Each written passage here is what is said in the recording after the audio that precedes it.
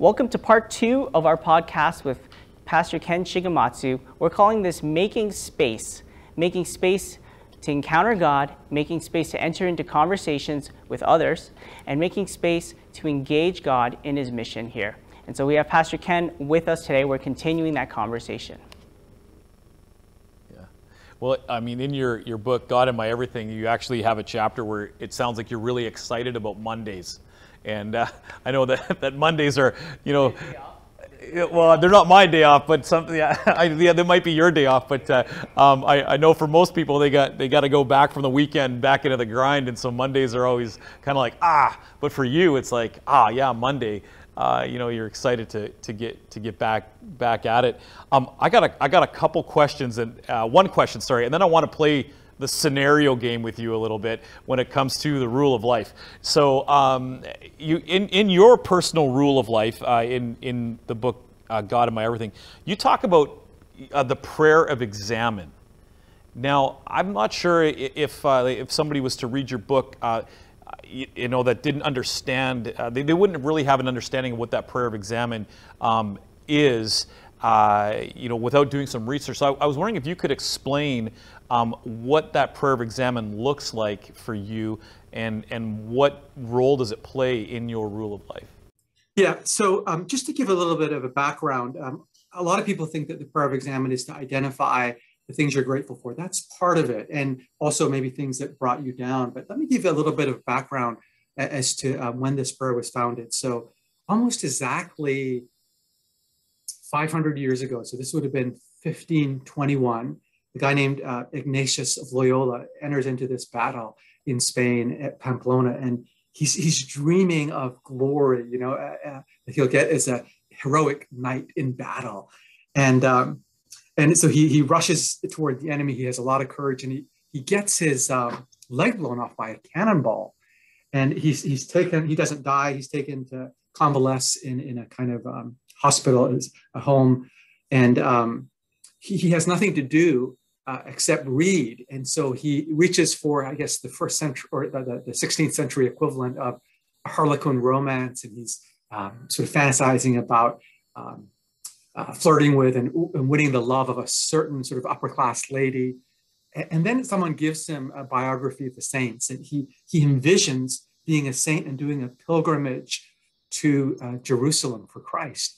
And he notices that both scenarios, envisioning, romancing this upper class woman and going to Jerusalem on pilgrimage, both excite him. But he finds that the fantasizing about wooing this woman leaves him feeling restless and in the end, a little agitated. Whereas the joy around this pilgrimage with Christ leaves this enduring sense of joy and peace and hope.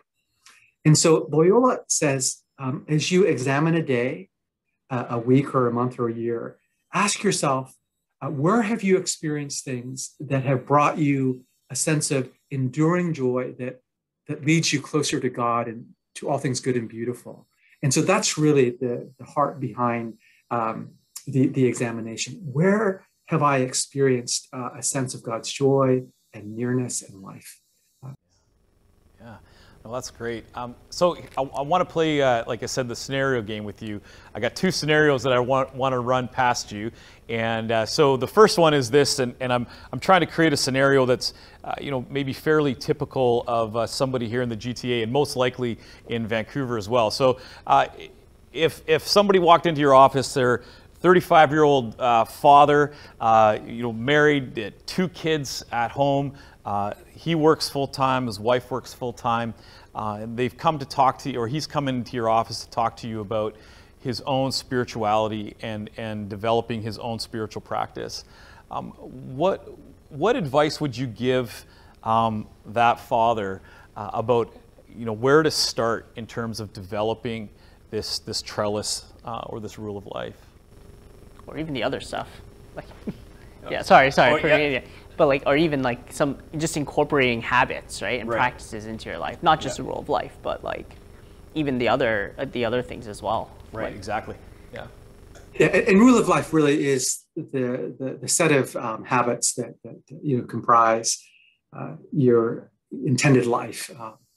But yeah, that's a great question. I would encourage that 35-year-old father, working father, who's married to someone who's working to start slowly and gently. And so, for example, my brother, who I think I might mention in God and My Everything, is I think is kind of an artist figure. He's worked as an actor, and he's never seen himself as an athlete per se, but several years ago, he decided it would be good for me to get into better shape. And so this was his goal, to do one push-up a day. And then when he was down on the ground, he said, well, I'm down here anyway, I might as well do 2 or 3. And he slowly built up. And now he's in pretty good shape.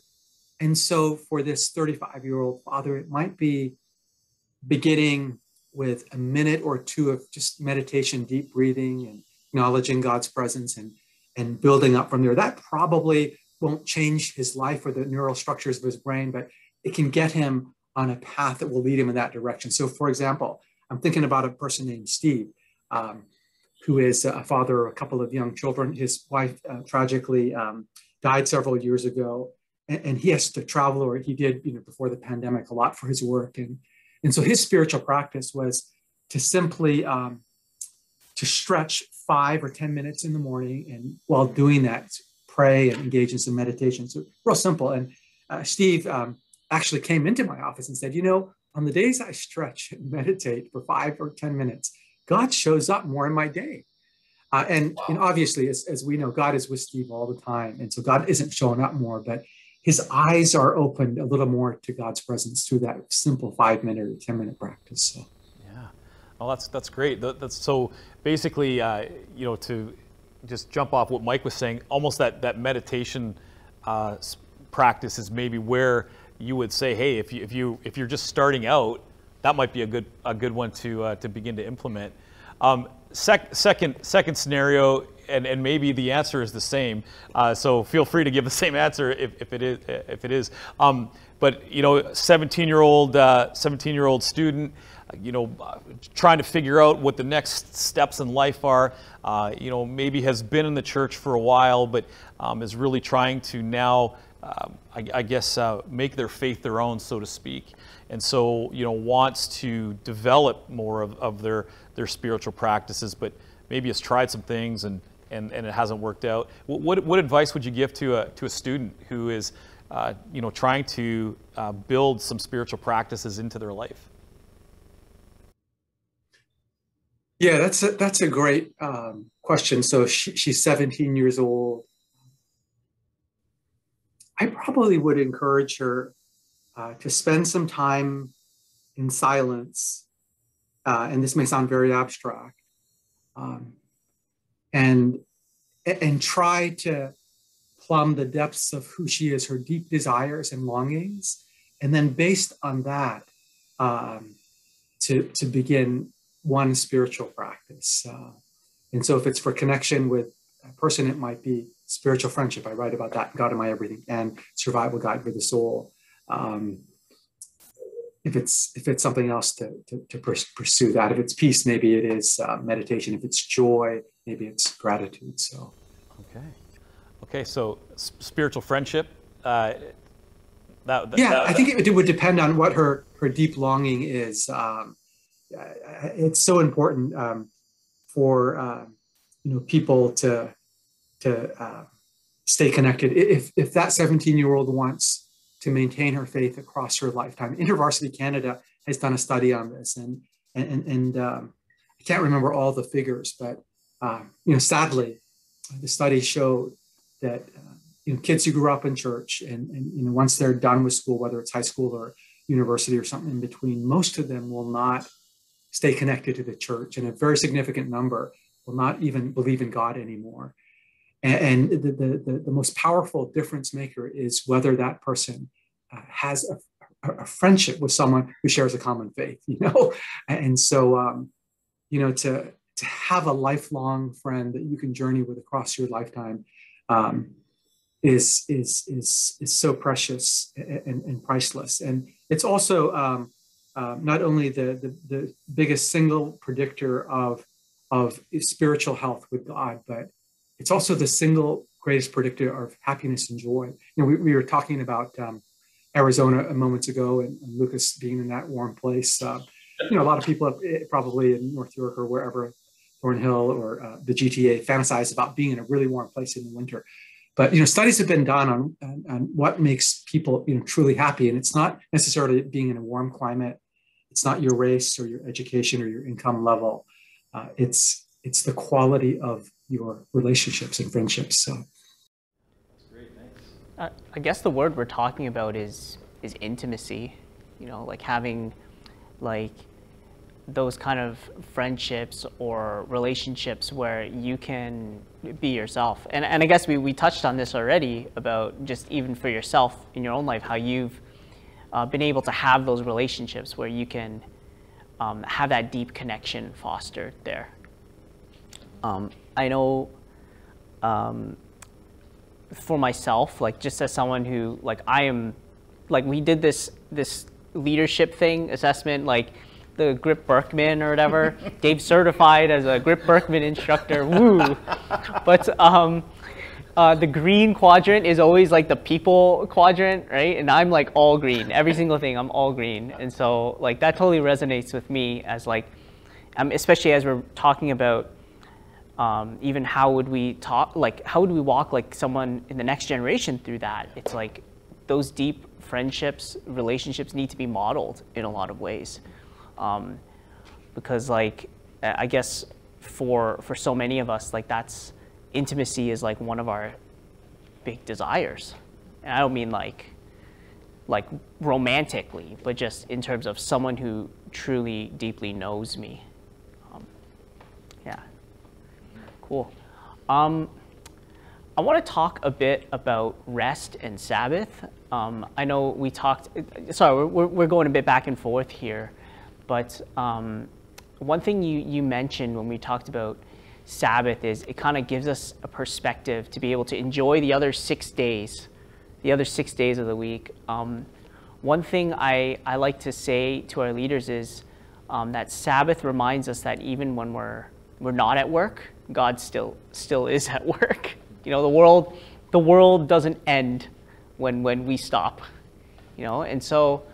I mean, I guess for you, Ken, have you ever felt the pressure to break your Sabbath, or felt that pressure to kind of get into that cyclical mindset of got to keep working, got to keep going, even as you're incorporating these in your life, You mentioned you're kind of that 7-Eleven person, right? That's your tendency.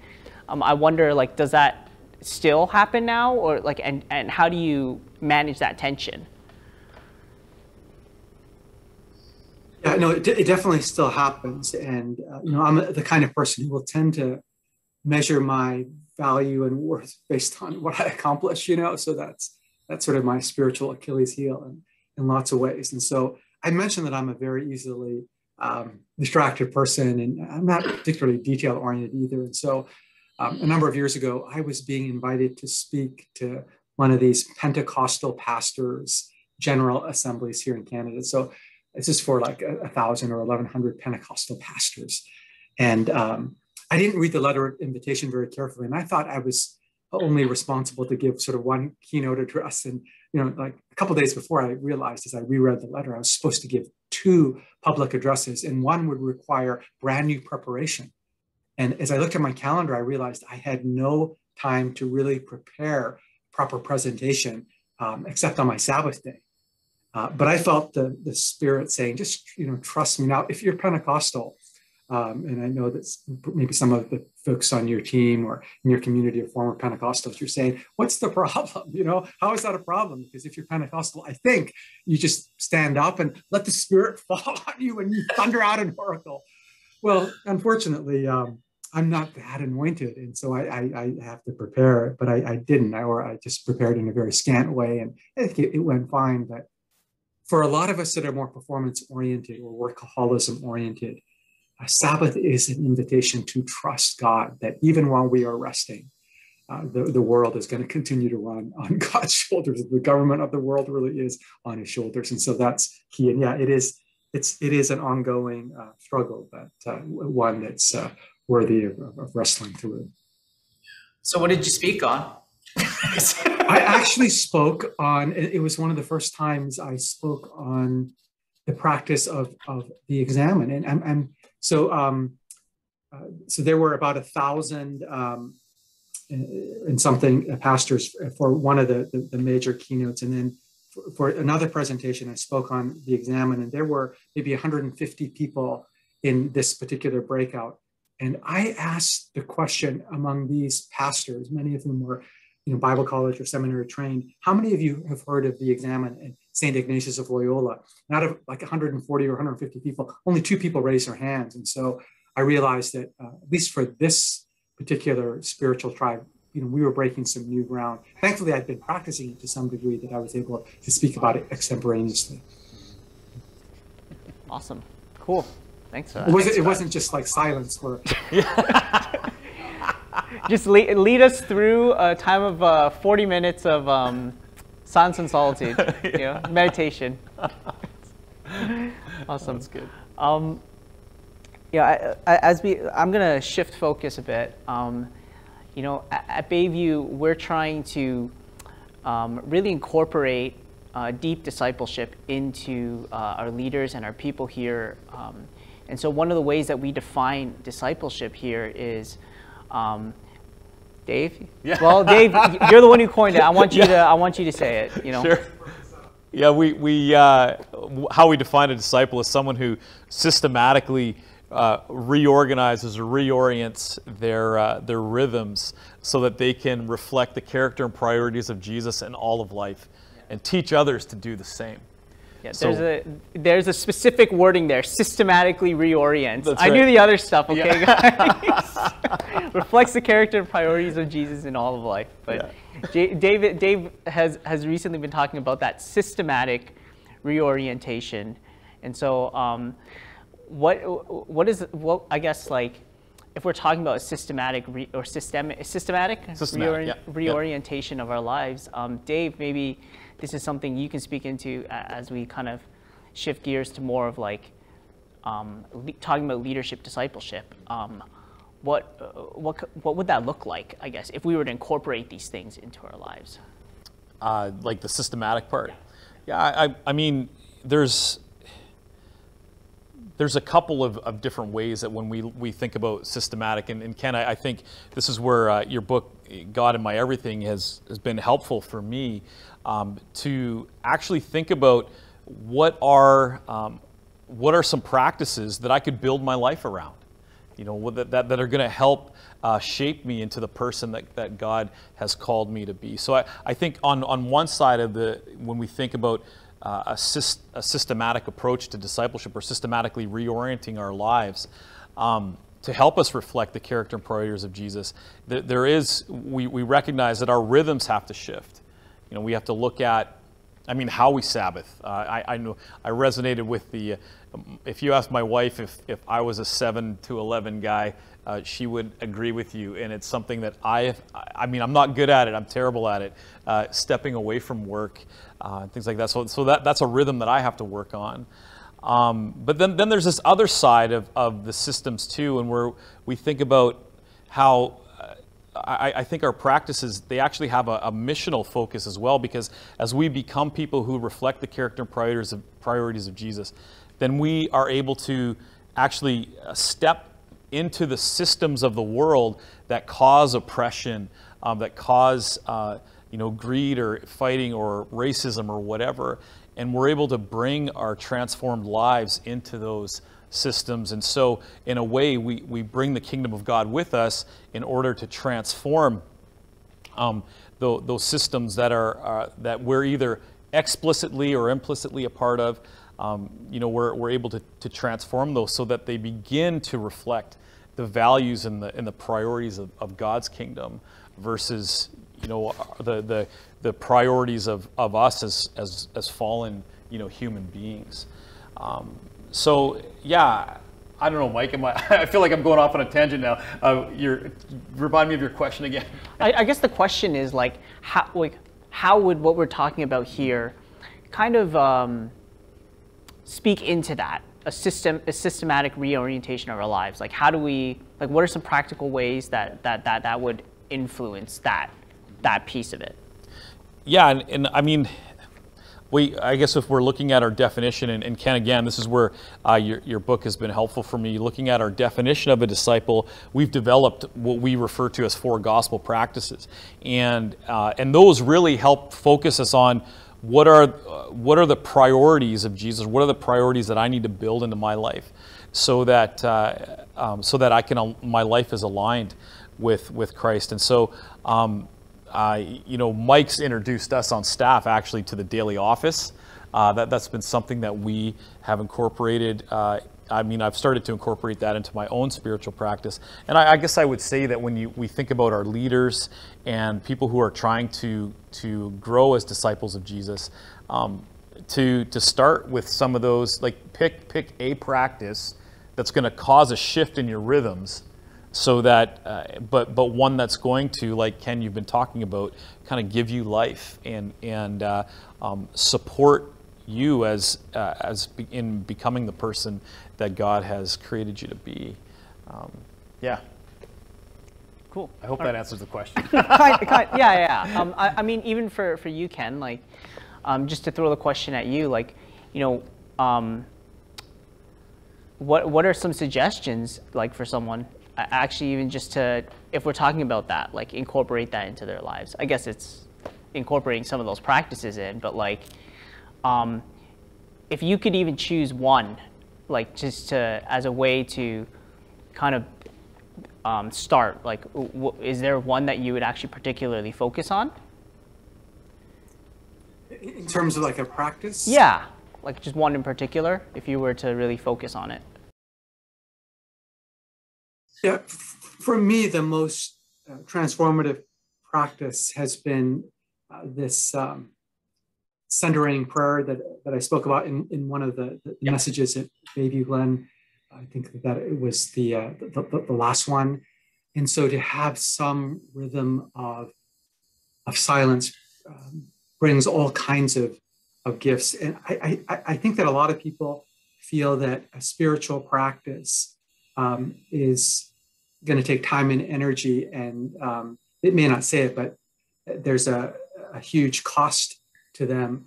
But with something like centering prayer and meditation, I find, as I mentioned in the sermon, that it brings more energy, more perspective, more hopefully wisdom and life that it takes. And it's also really helpful to try to incorporate a spiritual practice into the natural rhythm of your day. So when I was working in the corporate world in Tokyo, I had a fairly long commute. And so my connection with God, my intentional connection with God was in the subway, as I was jammed up against other people, not the most monastic-like setting, you could argue.